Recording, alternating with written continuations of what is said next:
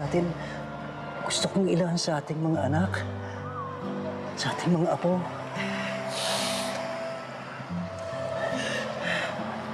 Pag nakuha ko lamsam,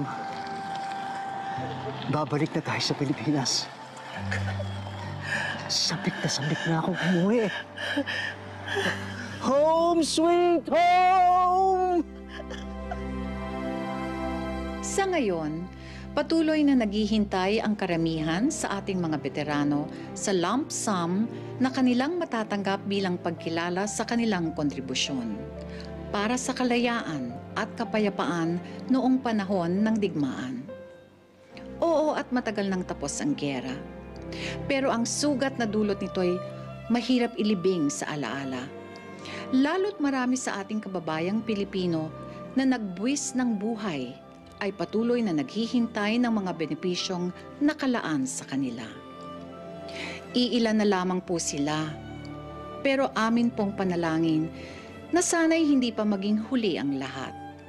Na sana'y ang kanilang tinig na unti-unti nang namamaos at humihina ay hindi tuluyang maglaho. At ang ipinaglalaban ay huwag tuluyang mauwi sa wala. Ito po si Charo Santos. Magandang gabi po sa inyong lahat, mga kapamilya.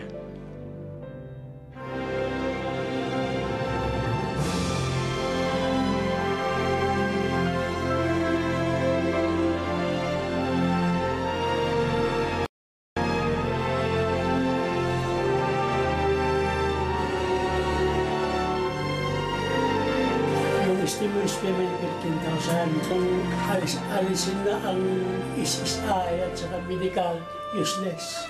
You have to go home. Kung makukuha ko yung stimulus, I will go home. Yan dyan ang pinakamasakit na nangyari sa veterano. Yung mga Hapon during the incarceration period, they were able to get 20,000 each. Samantalang Pilipino, wala.